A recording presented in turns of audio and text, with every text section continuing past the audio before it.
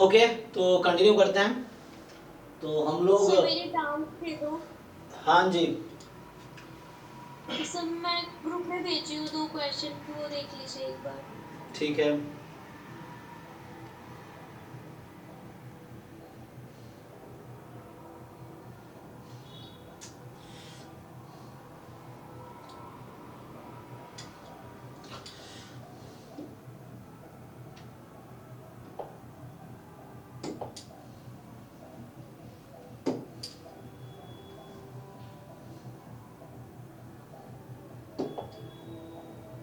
क्या बोल रहा है? X and Y be jointly normal random variable with parameters this. तो इसमें क्या डाउट है आपको? सर ये अप्रोच कैसे करेंगे, सर इसको करेंगे कैसा था ये मेरे को समझ नहीं आ रहा। सर ये जो प्रोबेबिलिटी निकालने को बोल रहा है। 2x minus Y equal to 0। तो ये हमने क्लास में सॉल्व नहीं किए हैं, ये तो पीवाईक्यू का ही है ना, 2023 का ही तो है क्वेश्चन ये। देखिए 2023 या 2022 का ही तो क्वेश्चन है ये।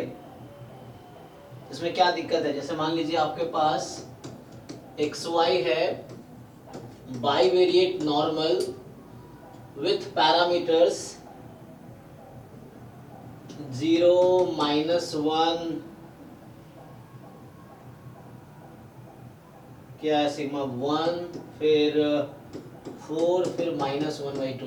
आपने वीडियो में मैं देखा सॉल्यूशन कराया है कि नहीं क्वेश्चन का, 2023 का जो पीवाईक्यू सॉल्यूशन है। सर देखी हूँ। हाँ, तो उसमें क्या नहीं कराया हमने? सर कराए से नहीं समझे। क्या नहीं समझे? क्या आपने बाईवेरिएट नॉर्मल पढ़ा हुआ है, टॉपिक क्या होता है? Yes sir. हाँ, तो उसमें बताइए कि इसमें expectation of X given Y का क्या फॉर्मूला होता है? Sir mu X plus rho upon sigma X upon sigma Y, mu X plus rho sigma X upon sigma Y, Y minus mu Y. और इसका वेरिएंस क्या होता है?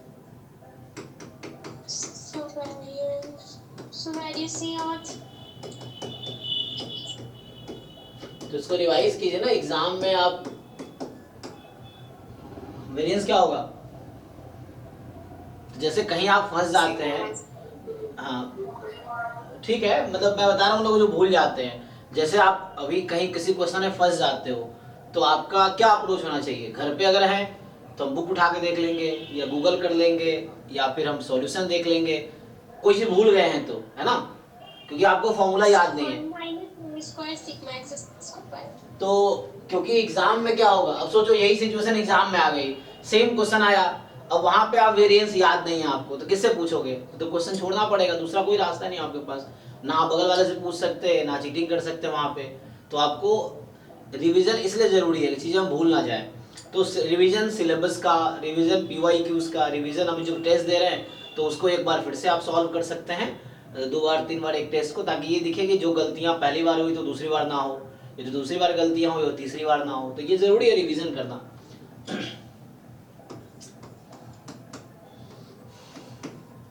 नहीं तो मेहनत कर रहे बाद में भूल जाएंगे, एग्जाम में याद ही नहीं आएगा।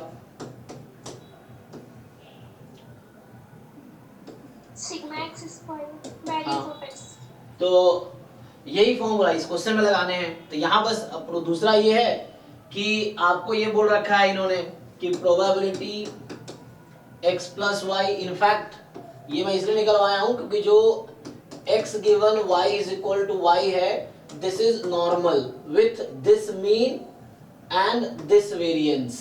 ठीक है, तो ये नॉर्मल है, जहां पे मीन ये है इसका, वेरिएंस ये है। तो सेम चीज यहां भी है। अब देखो दिस, यहां से पूछा है this is more than 0 given 2x minus Y is equal to 0। PYQ 6 से रिवाइज करो, आप सॉल्व खुद से करके देखो तो आएगा। तो यहां से क्या है, अब हमें मेनली प्रॉब्लम क्या है, देखो यहाँ डायरेक्ट ये मैंने कॉन्सेप्ट लिख दिया जो मैं इस क्वेश्चन में लगाऊंगा। तो यहाँ तो सिर्फ एक्स वाई था, अब यहाँ ये x है और ये y है, यही तो डिफरेंस है। तो एक नया नाम दे दो, लेट्स से u ले लो x प्लस वाई को, and v to x minus Y. तो यही क्वेश्चन हम क्या कन्वर्ट हो गया, now the question we have is u more than 0 given v is equal to 0। The same question change into this. तो अब जो ये क्वेश्चन आपका है वो क्वेश्चन अब नया क्वेश्चन बन गया ये वाला। अब मुझे क्या करना होगा यहाँ पे, अब इस क्वेश्चन को सॉल्व करने के लिए मुझे इसका डिस्ट्रीब्यूशन चाहिए। तो बताइए x प्लस वाई का डिस्ट्रीब्यूशन क्या होगा, इसका डिस्ट्रीब्यूशन चाहिए, क्या आएगा x प्लस वाई का डिस्ट्रीब्यूशन?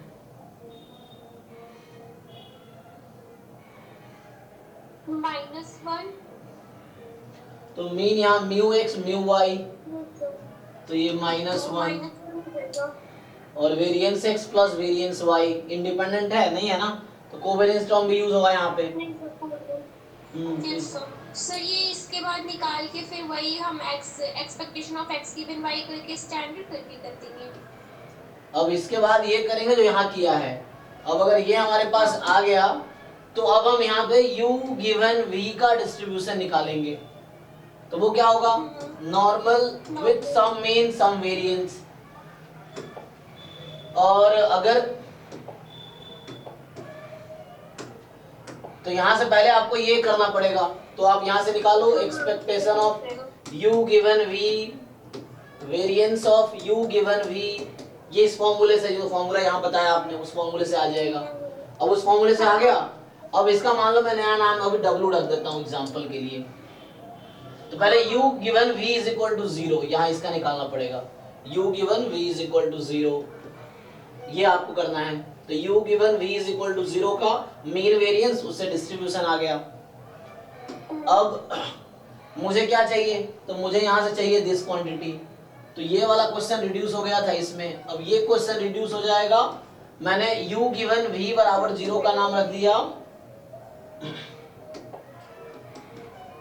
u गिवन v बराबर, अगर यही क्वेश्चन आप देखेंगे जब मैंने बाइवेरिएट नॉर्मल पढ़ाया होगा थ्योरी में, चाहे बैच 1 के लेक्चर हो चाहे बैच 2 के लेक्चर हो, उसमें जाके आप खोल के देखिए, जब बाइवेरिएट नॉर्मल पढ़ाया होगा सेम क्वेश्चन क्लास में कराए हैं एग्जैक्टली। आप देखिए वहाँ पूरा सॉल्यूशन लिखा होगा या बताया होगा, एटलीस्ट लोगों ने सॉल्व किए होंगे, तो मैंने नहीं किए होंगे हो सकता है।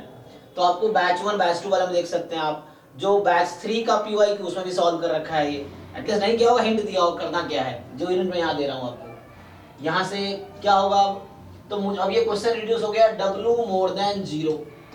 अब मुझे आप बताइए, अगर w का distribution normal mu sigma square है तो ये हम कैसे निकालते हैं? सर वो स्टैंडर्ड में कन्वर्ट करके निकालेंगे। हाँ तो निकालिए। हाँ सर वो सब हो जाएगा ये सॉल्व करके देखिए। तो फिर क्या होता है ना, आपको लगता है हो जाएगा, अभी सॉल्व करेंगे फिर प्रॉब्लम आएगी, जब तक पूरा आंसर ना आ जाए आप, है ना। बाकी लोगों को भी मैं यही कह रहा हूँ कि ये नहीं हो जाएगा कर लेंगे, तो ये सब बहुत बड़ी गलतफहमियां हैं जो हमें एग्जाम के बाद दूर होती हैं, ये एग्जाम के दौरान दूर होती हैं कि वो जो हम सोच रहे थे गलत था। तो जब आपको लगे कि हो जाएगा या कर लेंगे तो उसी टाइम पे सॉल्व करके देख लो, ताकि आप श्योर हो जाओ कि हाँ आपसे हो गया है सॉल्व, है ना। यही चीज अभी सियाने वाला सीन हो रहा है। उसका क्या है कि डाउट अगर पूछो तो उसने 100 क्वेश्चन भेज देती है सारे पीवाईक्यू के, और वही क्वेश्चन जब मैं बैच 3 या बैच 6 में डिस्कस कर रहा था, हाँ सर हो जाएगा कर लेंगे हो गया ऐसे, अभी वही सारे नहीं हो। तो ये वाला दिक्कत इनके साथ हो रहा है कि सेम क्वेश्चन जब हम बैच में करा रहे होते हैं तो सर हो गया हो जाएगा कर लेंगे सर, और अभी जब पीवाईक्यू सारे खत्म हो गए अब जैम गेट के, तो वही सारे क्वेश्चन दोबारा पूछ रही है वो सेम क्वेश्चंस।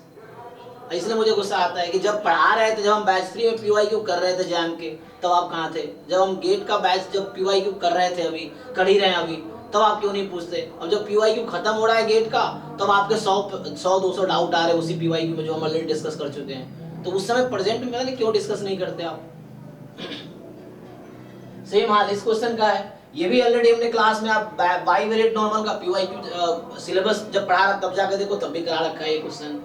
अभी बैच 3 का पीवाई जाके देखो आप वीडियो, उसमें जब 2023 या 22 का क्वेश्चन है तब भी करा रखा है, लेकिन आप लोग वापस जाते नहीं, डिवीजन में नाम कोई चीज ही नहीं है। आप ट्राई करो एक बारी, फिर देखो करके देखो, आंसर ना है फिर बताना आप, या वापस देखो, जब तक आंसर ना है तब तक मैं छोड़ो, वरना हो जाएगा बाद में 1 महीने बाद फिर पूछोगे सर ये क्वेश्चन डाउट है मेरा, और प्रॉपर रिटर्न खुद अपना सॉल्यूशन लिखो, ताकि जब नेक्स्ट टाइम जरूरत पड़े तो वही जाकर देख सको। ये फिर सर से ही पूछ रहे सर ये क्वेश्चन बता दीजिए, वही क्वेश्चन जो एक मैंने पहले बताए थे। तो अपना प्रॉपर रिकॉर्ड क्यों नहीं रखते एक नोटबुक बना के, जहाँ पे आप वापस जाके देख सके। मैं शुरू में जब PYQ बैच करा रहा था शुरू, तभी मैं बच्चों को बोलता हूँ कि एक प्रॉपर नोटबुक बना लो। तुम 2023 का सॉल्यूशन एक जगह तुम्हारे पास अपना लिखा हुआ हैंड राइटिंग में होने चाहिए। क्वेश्चन 1, क्वेश्चन 2, क्वेश्चन 3, ऐसे क्वेश्चन 60 तक अगर जैम का लिख रहे हो तो। गेट का जो बच्चा है तो गेट का पूरा कर रहे हो तो वो करो, ताकि जब नेक्स्ट टाइम डाउट हो तो वापस जाके आप देख सको। ये चीज है। तो रिवीजन जरूरी है ना, बिना रिवीजन थोड़ी होगा। एक बार में कोई परफेक्ट थोड़ी हो सकता है, आपको रिपीटेडली सॉल्व करना पड़ेगा, रिवाइज करना पड़ेगा चीजों को, तब जाके होगा। इसको सॉल्व कीजिए, देखिए क्या आंसर आता है। यहाँ मेनली पता दिक्कत कहाँ आती है आपको, इस फॉर्मूले में जब आप यूवी निकाल रहे होंगे ना, तो यहाँ जो रो लिखेंगे आप, ये रो जो होगा ये इस u और v के बीच का होगा, ये नहीं xy के बीच वाला रो है।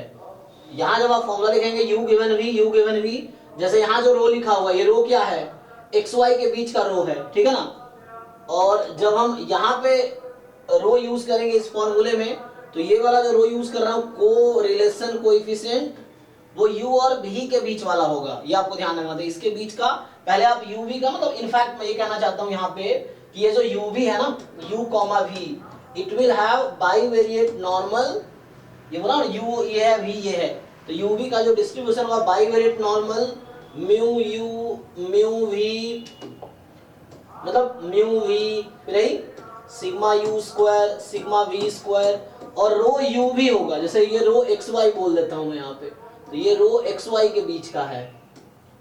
तो ये ध्यान रखना, यहाँ रो u भी आएगा, u v के बीच का रो अलग होगा, जरूरी नहीं सेम होगा, हर बार डिफरेंट भी हो सकता है। तो ये आपको ध्यान रखना है। आप इस पैटर्न पे ट्राई करके देखिए, प्रॉपर एक एक लाइन लिखिए, आंसर मैच कीजिए, नहीं डाउट रहा फिर दोबारा डिस्कस कीजिए कहाँ डाउट, कहाँ दिक्कत हुआ, तो आपको प्रॉब्लम दूर होगा। ठीक है, बताइए आगे। नेक्स्ट क्या है आपका डाउट?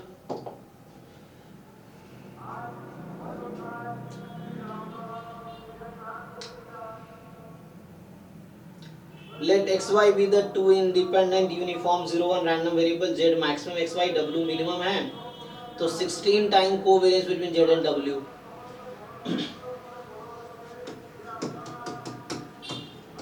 और इसका जो है एक फॉर्मूला होता है ना, सो एक कोरिलेशन निकालने का ऑर्डर स्टेट्स के बीच में, वो भी यूज कर सकते हैं, नहीं तो आप खुद डिराइव कर सकते हैं। सर उससे मैं निकाली तो मेरा 8/9 आ रहा है, बट आंसर में ये नहीं दिया हुआ है, सिर्फ 5 दिया हुआ है। अच्छा,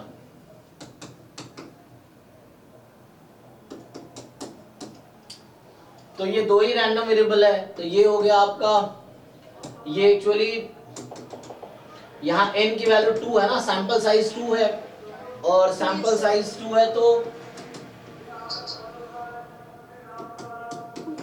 ये सेकेंड ऑर्डर स्टैटिस्टिक्स, ये फर्स्ट ऑर्डर स्टैटिस्टिक्स, इसका डिस्ट्रीब्यूशन बीटा फर्स्ट काइंड क्या होगा 2,1, इसका बीटा सेकेंड काइंड 1,2। ओके, अब हमसे पूछ रहा है covariance between x and y, the covariance between z and w। तो इसके बहुत सारे तरीके हैं, जैसे एक तो आप चाहो तो एक फॉर्मूला होता है फर्स्ट ऑर्डर स्टैटिस्टिक्स और nth ऑर्डर स्टैटिस्टिक्स के बीच का ज्वाइंट पीडीएफ वाला है आपके पास फॉर्मूला। क्या फॉर्मूला बताइए? फर्स्ट ऑर्डर स्टैटिस्टिक्स और nth ऑर्डर स्टैटिस्टिक्स के बीच एक जो डायरेक्ट याद है, बताओ जो rth और nth मतलब दो ऑर्डर स्टैटिस्टिक्स के बीच का जो ज्वाइंट डिस्ट्रीब्यूशन है, उसके हेल्प से हम ये निकाल सकते हैं। कोई भी ट्राई करके बताओ क्या आएगा जिनको याद है। n into n minus 1 times क्या ये आएगा, n into n minus 1 into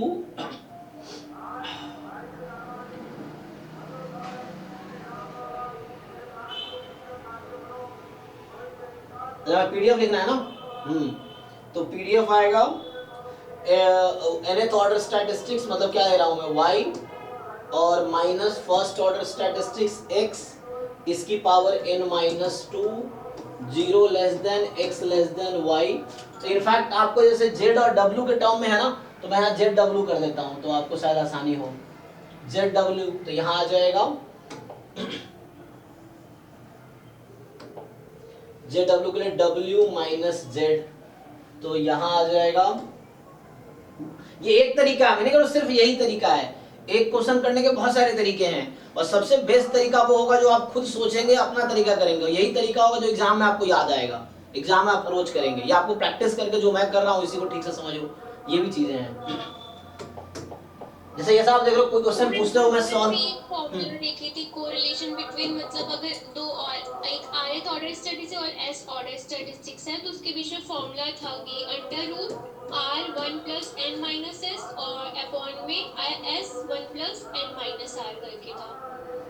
कोई दिक्कत नहीं है। तो यहाँ पे जो आपके पास यूनिफॉर्म के लिए लिख रहा हूँ मैं, मतलब यहाँ पे CDF आता है एक्चुअली, तो मैं यूनिफॉर्म के लिए लिख देता हूँ। ये आ जाएगा ये इन दोनों का ज्वाइंट PDF होगा। अब जैसे इसका फॉर्मूला देख लीजिए, देखो बहुत सारे तरीके, वही बोल रहा आप देखोगे, कोई दूसरा गूगल पे देखेंगे, कोई किसी और तरीके से कर रहा है, कोई किसी और तरीके से, और सब सही है।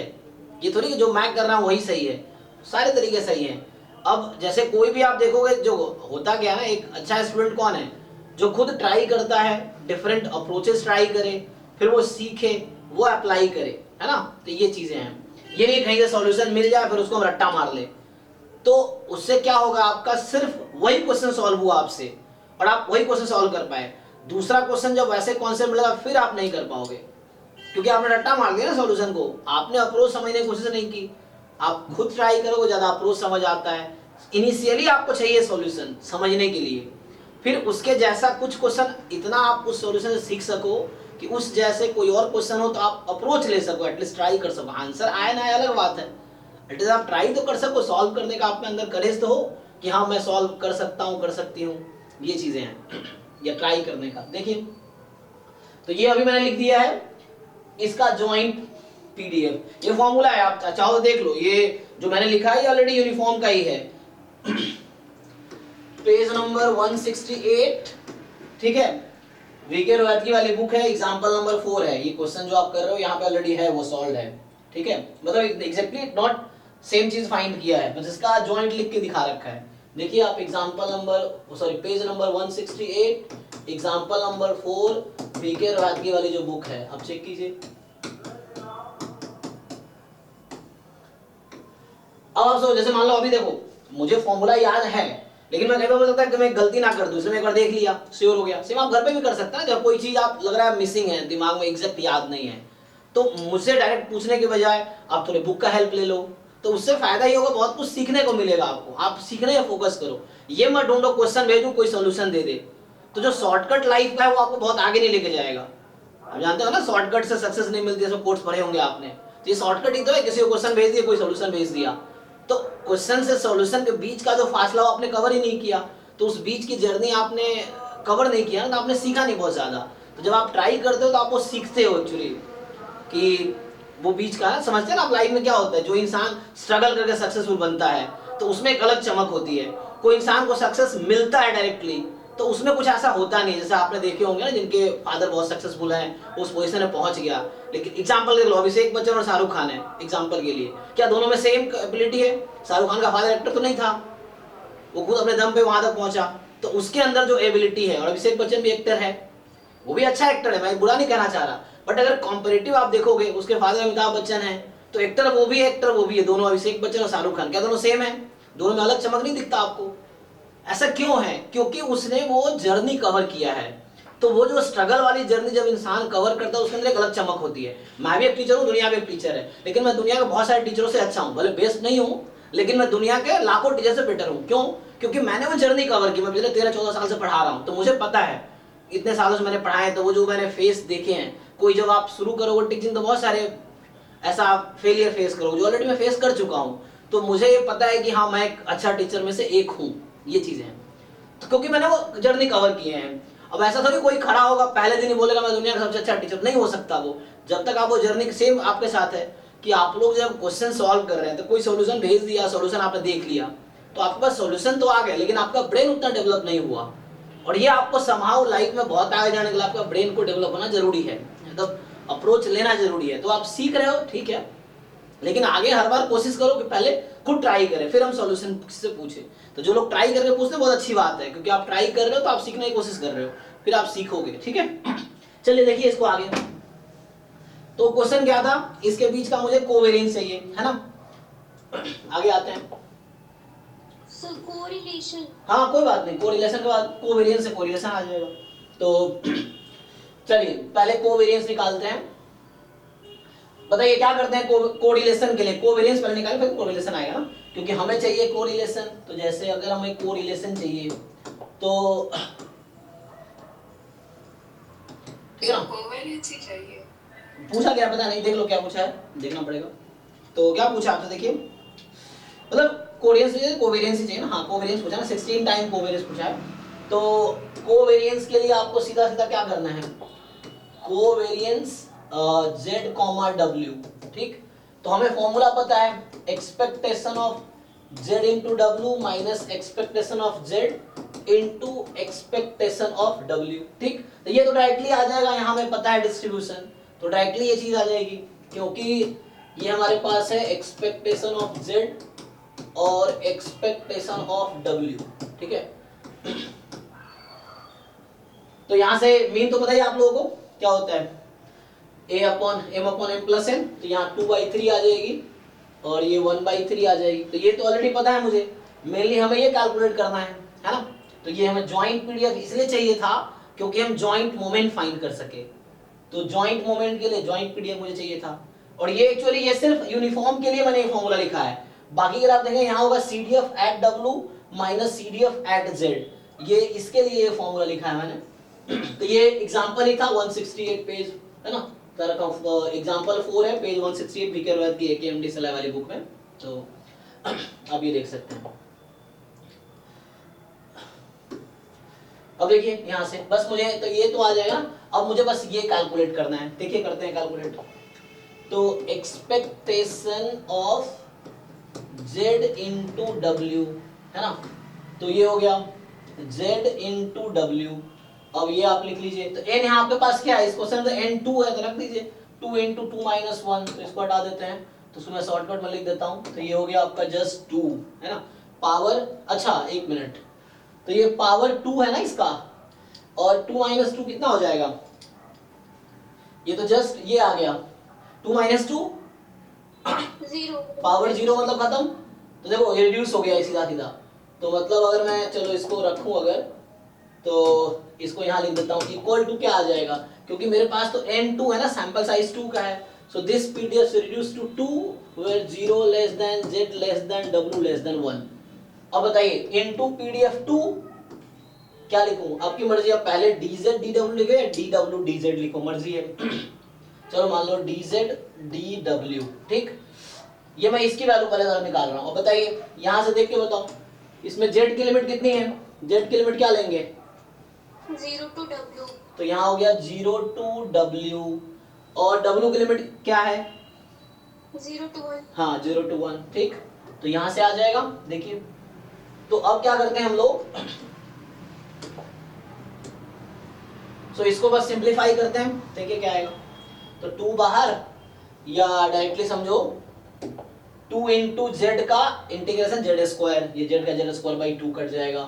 तो जेड स्क्वायर, और जेड की लिमिट है 0 टू w और dw, तो 0 to 1, ठीक है। कितना आया 1/4, पक्का, देख लो बाकी लोग। 1/4। तो यहाँ से क्या हो जाए जेड स्क्वायर की लिमिट, किसका आंसर होना है, इसका। हाँ सर वो पूरा एक्सपेक्टेशन ऑफ जेड डब्ल्यू का पूरा 1/4। बाकी लोग देख लीजिए सही बता रहे हैं ये लोग।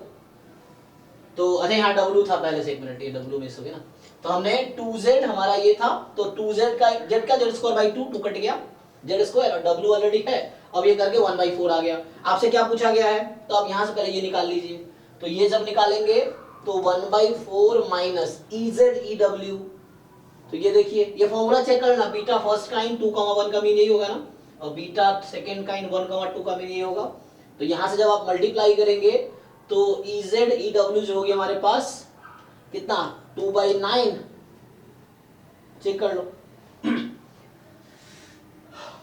अब बताओ आपका आंसर क्या आया फाइनली। तो उसमें पूछा था 16 टाइम, है ना। देखिए आपके क्वेश्चन में क्या पूछा हुआ है, तो इसको सिंप्लीफाई कर लो। तो 9 माइनस 8 1/36, ठीक है 36 हो गया।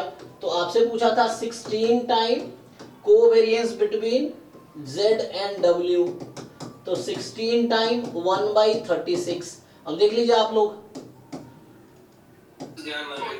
4/9 ही होना चाहिए। अब देख लो आंसर क्या है, पता नहीं कैलकुलेशन ठीक लग रहा है किया है।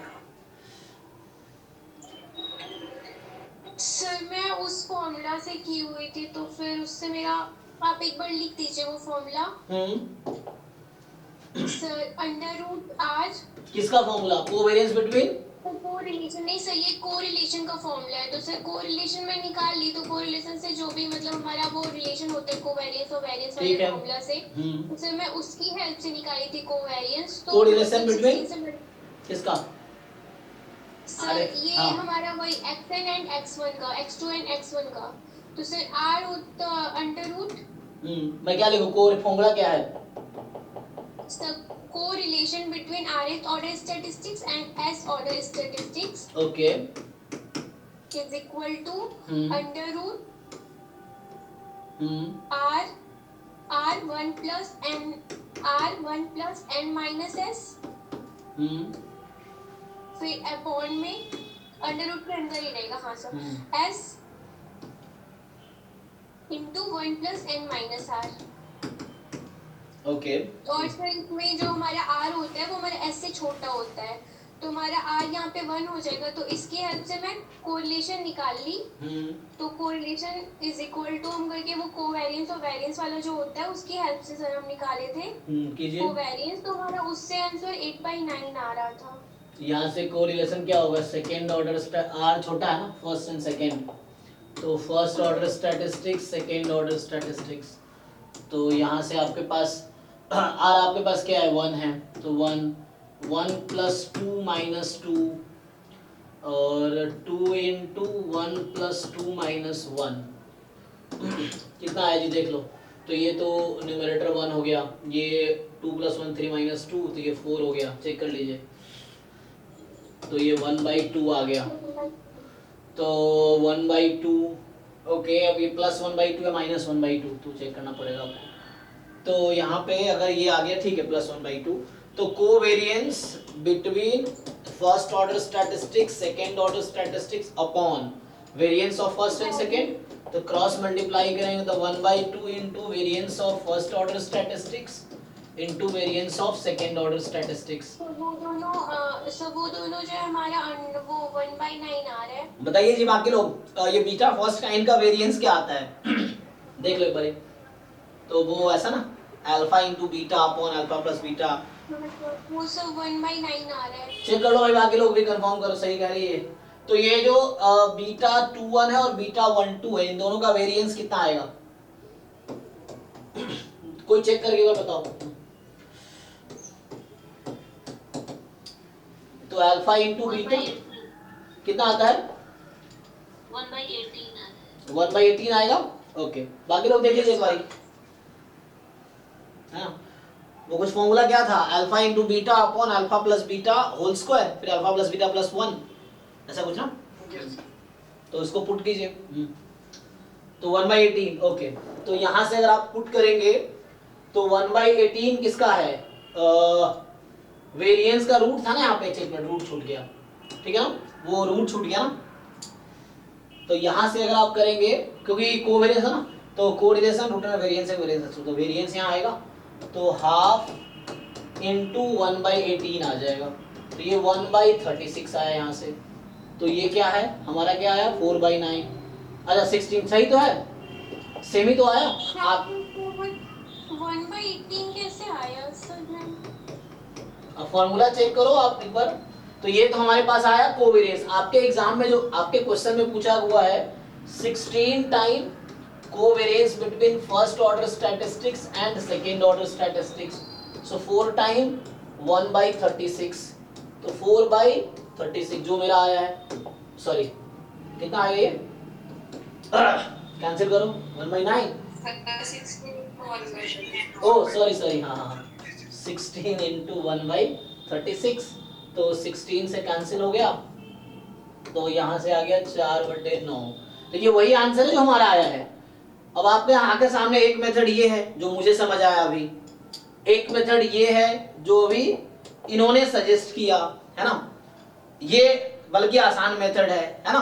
तो डिपेंड करता है एग्जाम में आपके दिमाग में क्या क्लिक होता है। अब ये किसके दिमाग में क्लिक होगा, जिसको ये फॉर्मूला याद होगा, मुझे अभी याद नहीं है, तो मैंने क्या किया, मैं लॉन्ग अप्रोच लिया, जिसको ये फॉर्मूला याद है वो शॉर्ट अप्रोच लेगा। ये चीजें आप देख लीजिए, और भी तरीके हैं, ये दूसरा तरीका हुआ।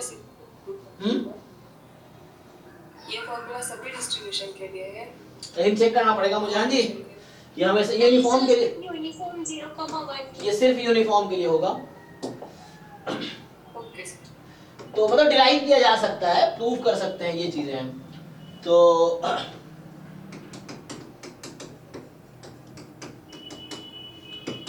और अभी आपने एक क्वेश्चन में दो तरीके देखे, तीसरा हो सकता है, चौथा हो सकता है, पांचवा हो सकता है। यही क्वेश्चन गूगल पे वर्ड टू वर्ड टाइप कीजिए, आपको देखो 10 अलग अलग तरीके मिलेंगे डिफरेंट सॉल्यूशन का। अब कितने सॉल्यूशन में से रट्टा मारोगे आप। तो मेन है हमें समझना है अप्रोच कि हम किस किस तरीके से कर सकते हैं, जैसे इन्होंने फॉर्मूला बता दिया तो उस बेसिस से हमने सॉल्व कर लिया।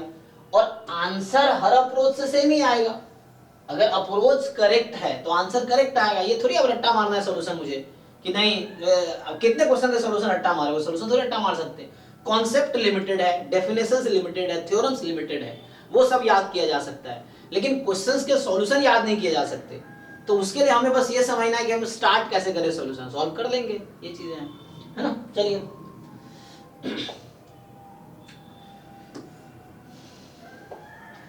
देख लीजिए फॉर्मूला कैसे आया। जो x अगर बीटा फर्स्ट काइंड है, अल्फा कॉमा बीटा या m कॉमा n जैसे भी, तो आप एक्सपेक्ट, हाँ तो इसको ठीक कीजिए ना आप।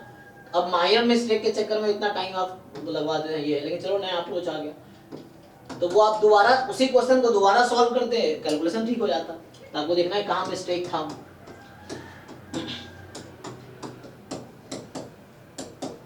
ये फॉर्मूला लगाइए इसको, एक बार सॉल्व करो, दूसरी बार सॉल्व करो। अभी वो रिसेंटली मैं एक पोस्ट पढ़ रहा था, वो जो जैसे कोचिंग है ना चिंता, वो आई थिंक कोलकाता में ही है, उनके जो फाउंडर है वो यूएस से पीएचडी कर रहे हैं, आई थिंक कर चुके हैं वो। हाँ जो चिंता एकेडमी है ना कोलकाता में, मतलब हाँ वो कोलकाता में बहुत लोग जानते हैं। अभी कल ही उनका मैं पोस्ट पढ़ रहा था, ये नाम है इनका, है ना। हाँ सो ये स्टैट्स का जो हम पढ़ाते हैं वही, वो लोग भी वही पढ़ाते हैं, जैम स्टैट्स, आई थिंक ये आईएसआई ये सब पढ़ाते हैं। तो हाँ तो अभी उनका मैं पोस्ट आई, वो तो जूनियर को जानते हो, जो उसका मेन है, ये 2010 से ही चल रहा है। तो इनका मैं अभी कल ही पोस्ट पढ़ रहा था, उनका नाम क्या है, तो उन्होंने यही बताया था एक्चुअली क्या होता है। अभी तुम पढ़ोगे लिंक्डइन पे जाके, तो उन्होंने बताया कि कौन सा स्टूडेंट गिफ्टेड है, बोलते हैं कोई स्टूडेंट बहुत गिफ्टेड है, तो उन्होंने एक अपने टर्म में डेफिनेशन दिया था कि जैसे हम क्या एक्सपेक्ट करते हैं बच्चों से, मतलब उनका नाम जो है लिंक्डइन पे कल ही मैं देख रहा था जिन्होंने लिखा है, तो नहीं वो तो जूनियर, अभी तो उसने अभी एमटेक क्वालिफाई, अभी एमटेक पास करके यूएस गया है ना, लास्ट ईयर तो यूएस गया है वो। एक उसका जो जिन्होंने इनिशियली शुरुआत किया था, हाँ ये अभी जो चला रहा है वो तो अभी लास्ट ईयर एमटेक उसने आईएसआई से किया। और हाँ श्रीजीत मुखर्जी, यस। तो वो तो हाँ वो तो लास्ट ईयर एमटेक करके अभी यूएस गया है शायद वो जो सीनियर है जिन्होंने 2010 में शुरू किया था। तो उनका ये कहना है कि मतलब वो कह रहे हैं कौन सा स्टूडेंट जिसको हम गिफ्टेड मानते हैं, जैसे उन्होंने पोस्ट लिखा था कि जस्ट, तो उनका ये कहना है कि हम किसी बच्चे से क्या एक्सपेक्ट करते हैं कि 1 घंटे में वो 30 क्वेश्चन सॉल्व कर दे, लेकिन उनका व्यू ये था कि एक बच्चा जो एक क्वेश्चन पर अगर 1 घंटे खर्च करता है, मतलब बहुत मुश्किल क्वेश्चन है और उसके अंदर इतनी हिम्मत है कि अगर एक क्वेश्चन पे वो 1 घंटे खर्च कर सकता है और 1 या 2 या 3 घंटे लगा के अगर उस बहुत डिफिकल्ट क्वेश्चन को सॉल्व कर देता है, तो उस तरह का बच्चा गिफ्टेड मानेंगे हम। तो उनके व्यूज ये था, ये है ना। अब जब तुम जैसे कोई बच्चा जो 10 सेकंड लगाते हैं और सर को डाउट भेज देते हैं ग्रुप में, तो उस तरह का तुम बहुत कुछ सीख नहीं पाओ। उनका यही पर्पस है ना, कोई अगर एक क्वेश्चन पे 1, 2, 3 घंटे लगा रहा है जो बहुत डिफिकल्ट क्वेश्चन है और एट द एंड अगर वो सॉल्व कर पा रहा है, तो ये वही लोग हैं जो बाद में जाके जब जहाँ पहुंचेंगे वहाँ के बहुत कॉम्प्लिकेटेड प्रॉब्लम को सॉल्व करेंगे, क्योंकि उनके अंदर क्या एक पेशेंस है, एक या तो कॉन्फिडेंस है कि वो मतलब है ना, क्या होता है हम हिम्मत क्यों हार जाते हैं कि हमारा पेशेंस खत्म हो जाता है, हमें लगता है नहीं इतना टाइम नहीं दे सकते हम, या हमसे नहीं होगा, हम पहले ही क्विट कर देते हैं। लेकिन जो बहुत लाइफ में क्या है, इतने प्रॉब्लम्स, चैलेंजिंग प्रॉब्लम्स होते हैं जहाँ हम हार जाते हैं। क्यों हार जाते हैं? क्योंकि हम हमारे अंदर उतनी हिम्मत नहीं बचती कि हम कंटिन्यू करें, या बहुत सारे फैक्टर्स होंगे। तो उनका यही कहना था कि भैया ऐसा है कि जो बच्चा एक क्वेश्चन को अगर 1 घंटे 2 घंटे 3 घंटे देता है, सॉल्व करता है, भले सॉल्व हो भी ना, लेकिन एटलीस्ट वो इतना हिम्मत रखता है और एट द एंड किसी कंक्लूजन में पहुंचता है, तो उस प्रोसेस में जो वो सीख रहा है ना, उस प्रोसेस में 1-2 घंटे भले वो क्वेश्चन सॉल्व नहीं हुआ, लेकिन उस प्रोसेस में जो वो सीख रहा है वो बहुत इंपॉर्टेंट है। ये चीजें हैं। और वैसे स्टूडेंट लाइफ में बहुत आगे जाते हैं फिर, जिनके अंदर इतना हिम्मत है, मतलब सीखने का वो है ना। तो मेन ये नहीं कोई सॉल्यूशन दे दे, मेन ये है कि आपको अप्रोच, उस जर्नी को कवर करने में आप जो सीखते हैं वो ज्यादा इंपॉर्टेंट है। ठीक है, एनीवे सर एक चीज का पोस्ट था वो सृजित का नहीं, सृजित का नहीं, मुझे ढूंढना पड़ेगा। हालांकि मैंने लाइक भी किया, तुम देख सकते हो उसे, उसमें मिल जाएगा तुम अगर मेरे लिंक्डइन पोस्ट उस पे तो एक्टिविटी में जाकर देखना पड़ेगा। तो वैसे नहीं, वो उनका देखा मैंने, वो 2010 to 15 में पीएचडी किया हुआ है, 2010 to 2015 में यूनिवर्सिटी ऑफ समथिंग, पता नहीं डब्ल्यू से नाम है, वहाँ से पीएचडी किया हुआ है। तो ठीक है, हम लोग आगे बढ़ते हैं।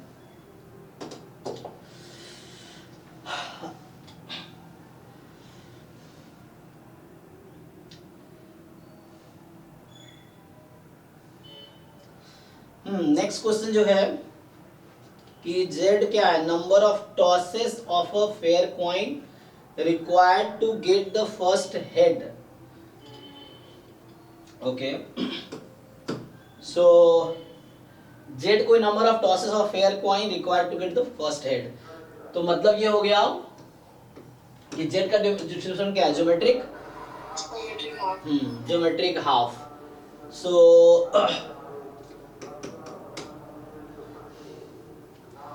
कि Z नंबर ऑफ टॉसेस है of a fair coin required to get the first head, और W ये एक्चुअली स्लैश लिखा हुआ एक्चुअली ना, मतलब जो टाइपिंग ध्यान नहीं दे रहा ना, स्लैश का मतलब हालांकि अपॉन होता है, और इसका मतलब गिवन है, इसका मतलब माइनस है ना, इसका मतलब होता है डिवाइड करना, इसका मतलब है गिवन, कंडीशनल प्रोपर्टी, इसका मतलब है माइनस, सेट्स के सेंस में है ना, जब 2 सेट अगर हम लिख रहे हैं कहीं पे तो इसका ये मतलब है ना, या रैंडम वेरिएबल के सेंस में समझो तो उस तरह से।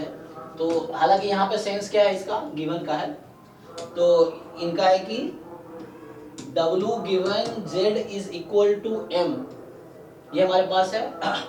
सो W given Z is equal to M is distributed as, और ये बता रखा है कि बाइनोमियल M कॉमा हाफ है। ओके, तो क्या प्रोबेबिलिटी है W बराबर 1 होने की? एक मिनट, तो मुझे ये बताइए आप, ये Z जो है ज्योमेट्रिक है, और W क्या है? W भी एक्चुअली यहाँ इनको बताना चाहिए W क्या है ना।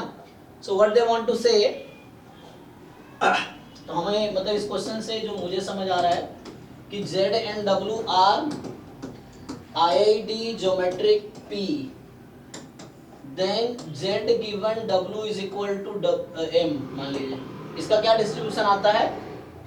अच्छा, ऐसा डायरेक्ट नहीं है, ऐसा है कि क्या है, Z given Z plus W is equal to T, उसमें यूनिफॉर्म था ना। अच्छा, तो उसमें आ जाएगा डिस्क्रीट यूनिफॉर्म। तो ये बाइनोमियल कब बनेगा? ओके, तो बाइनोमियल नहीं बनेगा ना, ये हमारा डिस्क्रीट यूनिफॉर्म बनेगा। तो हमें देखना है बाइनोमियल कब बनेगा। ठीक है, तो ये पूछना चाह रहा है आपसे कि क्या प्रोबेबिलिटी है W इज इक्वल टू 1 होने की। ठीक है, चलिए, तो ये सिंपल पता है क्या है, आपको टोटल प्रोबेबिलिटी आता है, तो वी हैव, ये टोटल प्रोबेबिलिटी का क्वेश्चन है, W is equal to 1 is event A। ठीक है, जो हम EI जानते हैं, यहाँ पे जो E1 होगा, the E1 here is Z, इसका सपोर्ट कहां से स्टार्ट होता है, Z का 1 2 डॉट डॉट डॉट। तो यहाँ पे इनका पर्पस मुझे लग रहा है 1 सही वाला होगा, अलग लिखना चाहिए। अच्छा, नंबर ऑफ टॉसेस है ना, नंबर ऑफ ट्रायल वाला है, तो 1 से स्टार्ट होगा। तो number of trial start with 1, z is equal to 1, e2 z is equal to 2 and so on. ठीक, तो देखो ये क्या होगा, this is summation probability z is equal to m and probability w is equal to 1 given z is equal to m, m from solve कर पाएंगे, दिया था सब कुछ। अब देखो ये आ जाएगा, ये कहां से आएगा, इसके पीएमएफ से, ये वाली चीज, और ये वाली चीज कहां से आएगी, यहां दे तो रखा। चलिए देखते हैं। तो यहां से क्या आएगा,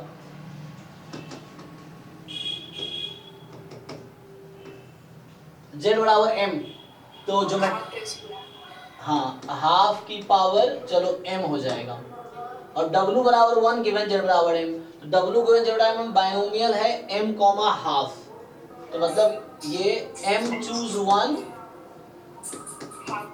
half raised to power m। तो सॉल्व कीजिए इसको, तो m चूज 1 कितना होता है, तो m और हाफ की पावर 2m, या 1/4 की पावर m कर दो ना, आसान रहेगा। तो 1/4 की पावर m, और m फ्रॉम हमारा 1 से इंफिनिटी है, ये तो फॉर्मूला हम जानते हैं ना, वो तो क्या सर ये मतलब मार्जिनल फाइंड करते तो कैसा होता है, वो MCW के फॉर्म में आता है ना। अच्छा हाँ, लेकिन मार्जिनल बहुत डिफिकल्ट होगा फाइंड करना, कर सकते हैं। किसका मार्जिनल, w का, ओके। हालांकि मुझे लगता है गिवन इसीलिए है क्योंकि ये कहीं ना कहीं हिंट दे रहा है, मतलब ये चूंकि कंडीशनल है और ये मार्जिनल है, तो यहाँ से टोटल प्रोबेबिलिटी यूज है, theorem of total probability use हो गया, तो उससे आंसर तो आ गया इजीली। अब इसको सॉल्व कर लीजिए आप लोग। सो क्या होता है सॉल्व करने पे, तो इसको 1/4 बाहर करो, तो 1/, मैं आंसर निकालता हूँ पहले, 1/4 बाहर करेंगे तो m इंटू 1/4 की पावर m-1, और इसका आ गया 1/4 बाहर है, 1/1 माइनस 1/4 का स्क्वायर, यही होता है बस। तो यहाँ से सॉल्व कर लेंगे आप, तो ये इक्वल टू आ गया 1/4 और 3/4, तो ये 16/9, तो 4 जा 4/9 टाइप का आएगा, चेक कीजिए कैलकुलेशन, ठीक है ना, आंसर सही है, हाँ ओके। तो अब आते हैं मार्जिनल, अगर आप ट्राई करें तो मार्जिनल, वैसे ही मार्जिनल निकालने के लिए भी आपको ये यूज करना पड़ेगा, क्या यूज करेंगे, आपको जेड का, मतलब एक अप्रोच ये हो गया, तो सिंपल यहाँ से एक तो है ना, हम तो सोचते हैं तो लगता है अच्छा ये कंडीशनल गिवन है और जेड गिवन है, तो जेड की प्रोबेबिलिटी और कंडीशनल जेड की, और डब्ल्यू भी चाहिए मुझे, तो ये सिंपली इस टोटल प्रोबेबिलिटी फॉर्मूले से आ जाता है। ये अप्रोच है, मतलब ये ठीक अप्रोच है, क्योंकि ये तो कैसे याद आया मुझे, एक थ्योरम था हमारा, उसमें भी यही होता है ना, जो पॉइजन वाला थ्योरम है, क्या होता है, x given x plus y is equals to t वाला बाइनोमियल, हाँ उसमें पॉइजन रहता है, लैम्डा पी हो जाता है y का distribution, y given x is equal to x is क्या रहता है, बाइनोमियल x कॉमा मान लीजिए p है लेट से, एंड जो x है वो पॉइजन लैम्डा है, यस, तो ठीक है ना, इसका आंसर 4/9 आ गया है। तो ये थ्योरम हमने पढ़ा है, तो इसका प्रूफ जो है इसी से आता है, तो प्रूफ से मुझे आइडिया मिला, इसका प्रूफ अगर याद हो किसी को, देन y का डिस्ट्रीब्यूशन क्या होता है, पॉइसन लैम्डा, हाँ, तो इसका अगर आप प्रूफ देखोगे the proof comes to this, इसी तरीके से प्रूफ भी आता है इसका, कि y के पीएमएफ से स्टार्ट करते हैं, then at the end we will get the PMF of Poisson lambda P. तो ये जो थ्योरम है, तो इसी थ्योरम के बेस पे ये क्वेश्चन बनाए गए हैं।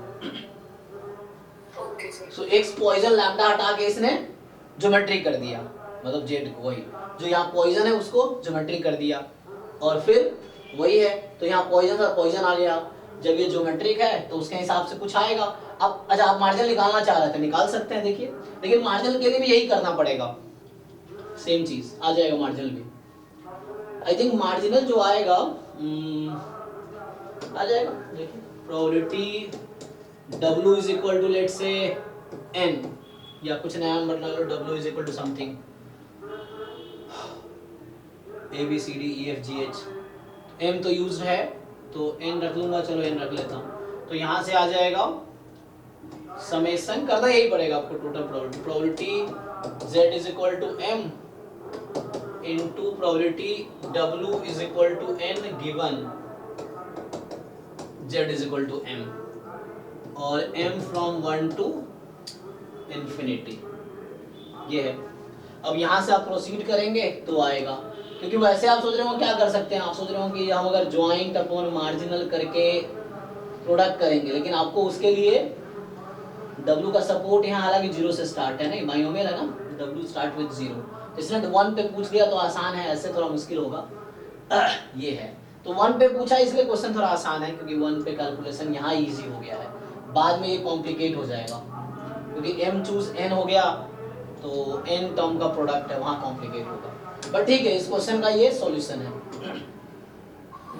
Okay sir. चलिए तो आगे बढ़ते हैं।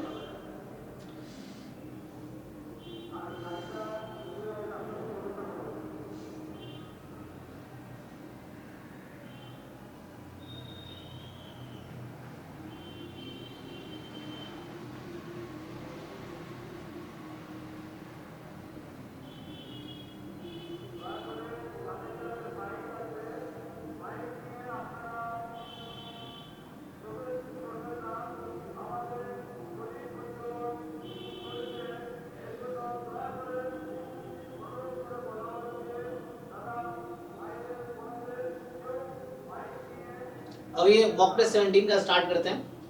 तो ये डाउट क्लास अभी स्टॉप करते हैं, मॉक टेस्ट 17 का डाउट देख लीजिए।